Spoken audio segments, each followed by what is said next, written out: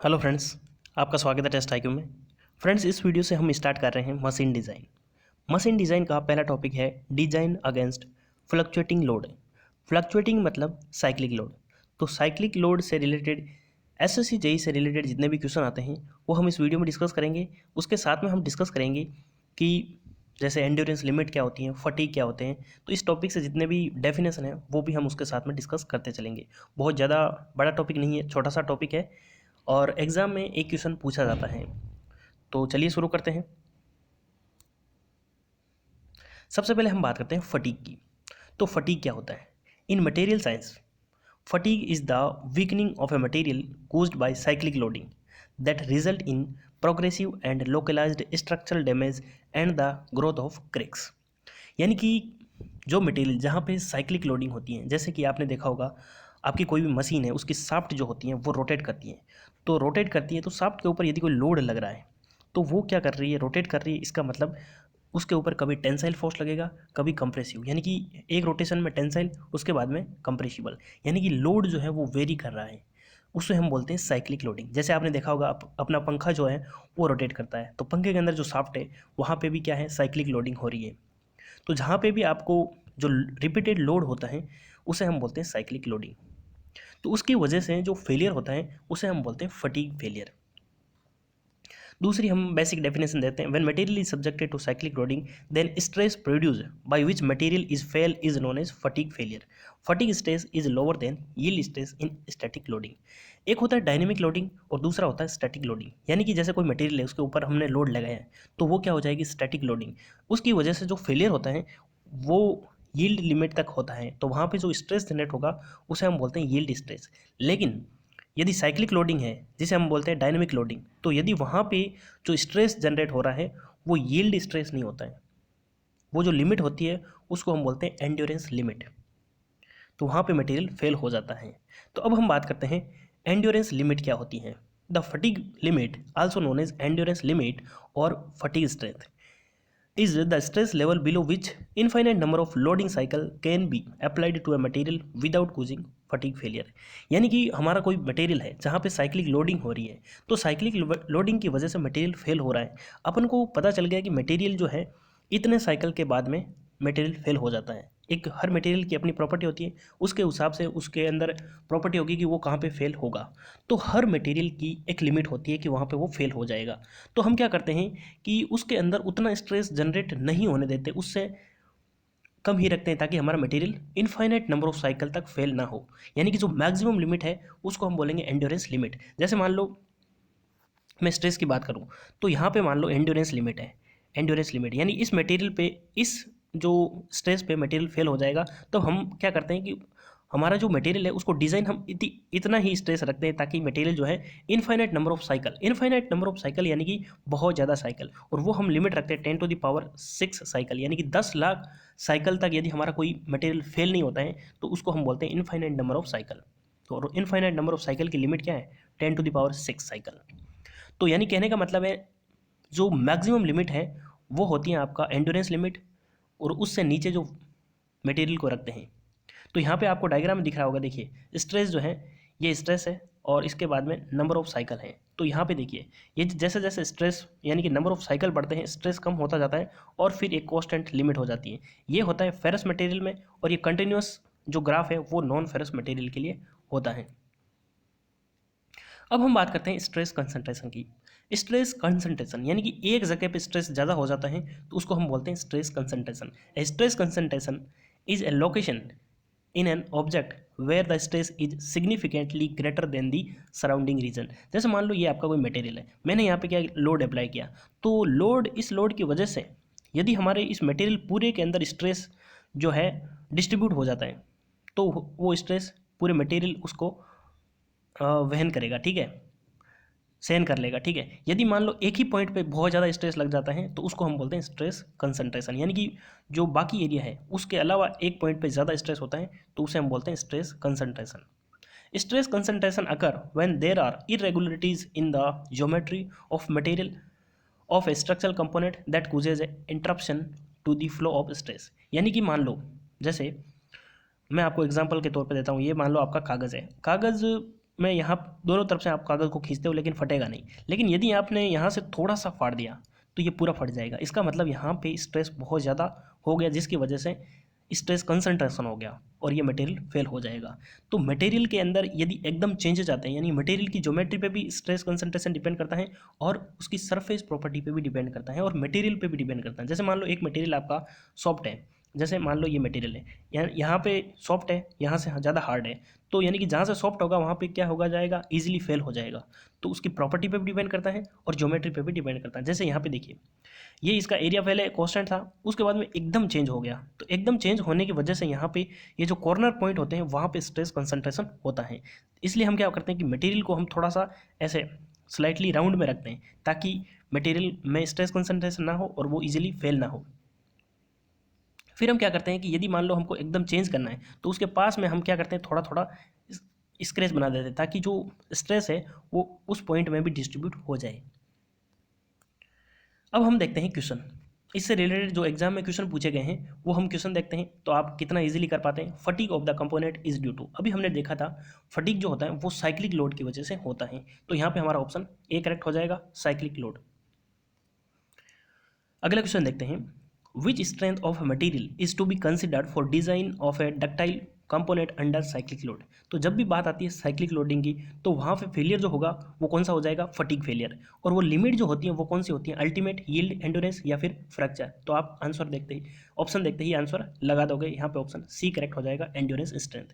जब cyclic load होता है तो वहाँ पे फेलियर फटीग फेलियर होता है और जो लिमिट हम मानते हैं कि ये जो मैक्सिमम लिमिट है वो है आपकी एंड्योरेंस स्ट्रेंथ या एंड्योरेंस लिमिट, तो उससे हम नीचे रखते हैं उस स्ट्रेस ताकि मटेरियल फेल ना हो। अगला क्वेश्चन दिया गया है, which of the following is not the correct procedure to increase the fatigue limit. अब फटीग लिमिट को हम इंक्रीज कैसे कर सकते हैं, जैसे मान लो आपका कोई मटेरियल है, वहाँ पे मैं क्या करता हूँ, कोल्ड वर्किंग करता हूँ। कोल्ड वर्किंग का मतलब क्या होता है कि मटेरियल को बिना गर्म किए हुए यदि मैं उसके ऊपर स्ट्रेस लगाता हूँ, यदि बहुत ज़्यादा फोर्स अप्लाई करता हूँ तो मटेरियल क्या हो जाएगा, हार्ड हो जाएगा। और यदि आपका मटेरियल हार्ड हो जाता है तो फटीग लिमिट इंक्रीज हो जाती है। तो यहाँ पे लिखा गया है कि not the correct procedure to increase the fatigue limit. तो यहाँ पे पहला दिया गया है कोल्ड वर्किंग, तो कोल्ड वर्किंग से हम मटेरियल को हार्ड कर सकते हैं और हार्ड हो जाएगा तो उसकी फटीग लिमिट इंक्रीज हो जाएगी। दूसरा दिया गया है शॉर्ट पिनिंग, तो शॉर्ट पिनिंग यानी कि मटेरियल को हम धीरे धीरे छोटी बॉल्स के द्वारा चारों तरफ से धीरे धीरे उसके अंदर पिटिंग एक्शन करते हैं, यानी कि उसकी सरफेस जो है हार्ड हो जाएगी और यदि सरफेस हार्ड हो जाएगी तो फटीग लिमिट इंक्रीज हो जाएगी। तो बी से भी कर सकते हैं, सरफेस डीकार्बोराइजेशन। तो सरफेस में यदि हम कार्बन का कंटेंट कम करते हैं तो उसकी वजह से मटेरियल कमज़ोर हो जाएगा, वीक हो जाएगा, तो फटीग लिमिट भी डिक्रीज हो जाएगी। तो यहाँ पे ऑप्शन सी करेक्ट हो जाएगा। अंडर स्ट्रेसिंग, अंडर स्ट्रेसिंग से मतलब क्या होता है, यदि हम कंप्रेसिव स्ट्रेस मटेरियल के ऊपर लगाते हैं, रेजिडुअल कंप्रेसिव स्ट्रेस, तो उसको हम बोलते हैं अंडर स्ट्रेसिंग। और यदि हम कंप्रेसिव फोर्स लगाते हैं तो मटेरियल हार्ड होता जाता है और मटेरियल यदि हार्ड हो जाता है तो उसकी फटीग लिमिट इंक्रीज हो जाती है।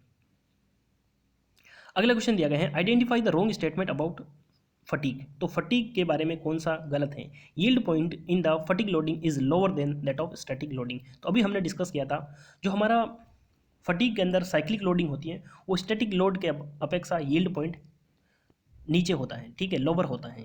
फिर भी मटेरियल साइक्लिक लोड की वजह से यानी कि डायनेमिक लोडिंग की वजह से फेल हो जाता है। Resistance to fatigue of the material is measured by its ultimate tensile strength. तो हम क्या करते हैं, जो मटेरियल होता है उसकी स्ट्रेंथ को हम अल्टीमेट टेंसाइल स्ट्रेंथ पे नहीं मेजर करते हैं।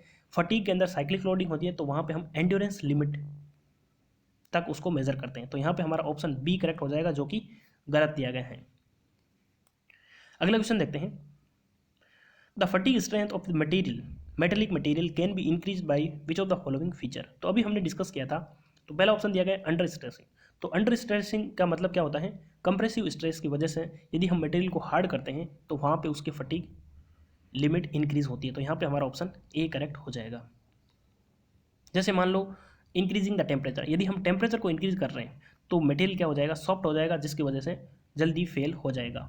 और डी दिया गया है स्क्रैचिंग द सरफेस, यदि हमारी सरफेस फिनिश है तो सरफेस फिनिश है तो वहाँ पे स्ट्रेस कंसंट्रेशन नहीं होगा, जिसकी वजह से उसके स्ट्रेंथ जो है वो इंक्रीज रहेगी। लेकिन यदि हम स्क्रैच कर रहे हैं तो उसके ऊपर क्या हो जाएगा, कहीं पे मटेरियल जो है स्क्रैच की वजह से वहाँ पे स्ट्रेस कंसंट्रेशन हो जाएगा तो मटेरियल ईजिली फेल हो जाएगा। नेक्स्ट क्वेश्चन दिया गया है, stress concentration in a machine component result from.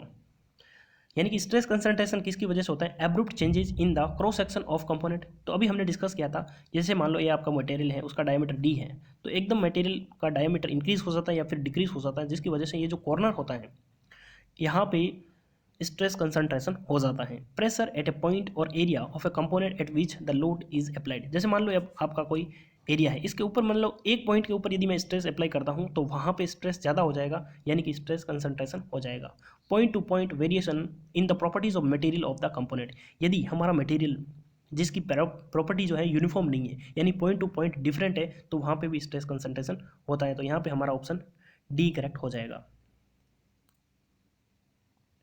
अगला क्वेश्चन दिया गया है, stress concentration factor for a machine component is depend upon. तो कोई भी मशीन है, उसका कंपोनेंट है, उसके ऊपर स्ट्रेस कंसंट्रेशन कैसे डिपेंड करेगा, only on the geometry of the component. तो ज्योमेट्री पे डिपेंड करता है, उसके साथ में मटेरियल पे भी डिपेंड करता है। Only on the material of the component, तो सिर्फ मटेरियल पे डिपेंड नहीं करता, मटेरियल और ज्योमेट्री दोनों पे डिपेंड करता है। तो on geometry as well as the material of the component. तो यहाँ पे हमारा ऑप्शन सी करेक्ट हो जाएगा। अभी हमने देखा था, जैसे मान लो ज्योमेट्री है, जैसे उसका डायमीटर चेंज हो रहा है या फिर हमारा कोई उसके अंदर एकदम बेंडिंग आ रही है, तो जहाँ पे बेंड होगा तो वहाँ पे स्ट्रेस कंसंट्रेशन हो जाएगा। और मटेरियल कैसा है, जैसे मान लो अभी यूनिफॉर्म प्रॉपर्टी और नॉन यूनिफॉर्म प्रॉपर्टी, वहाँ पे भी डिपेंड करता है। अगला क्वेश्चन दिया गया है, all of the following statement about stress concentration are true except. तो कौन सा गलत है, stress concentration in static loading is more pronounced in case of brittle material. तो ब्रिटल मटेरियल जो होता है वहाँ पे जो स्टैटिक लोडिंग होता है तो वहाँ पे स्ट्रेस कंसंट्रेशन ज़्यादा होता है। इन cyclic loading stress concentration is more serious in ductile material. तो यदि हम बात करते हैं स्टैटिक लोडिंग की, तो स्टैटिक लोडिंग में तो ब्रिटल मटेरियल में ज़्यादा होता है और साइक्लिक लोडिंग में डक्टाइल मटेरियल के अंदर ज़्यादा होता है। The maximum stress at the location of stress concentration is determined by photographic method. तो एक ऐसा मेथड है जिससे हम क्या कर सकते हैं, स्ट्रेस को डिटरमाइन कर सकते हैं। डी ऑप्शन दिया गया है, stress concentration factor is independent of the geometry of dislocation in configuration of the machine part. तो यानी कि यहाँ पे लिया गया है स्ट्रेस कंसंट्रेशन जो है वो उसकी ज्योमेट्री के डिसलोकेशन पे डिपेंड नहीं करता, तो ये गलत हो जाएगा। तो यहाँ पे ऑप्शन डी करेक्ट हो जाएगा। जैसे मान लो आपका मान लो मटेरियल है, वहाँ पे एकदम जैसे एक कोई छोटा सा कॉर्नर है यहाँ पे, तो यहाँ पे स्ट्रेस कंसंट्रेशन हो जाएगा, इसका मतलब उसकी डिसलोकेशन पे भी डिपेंड करता है।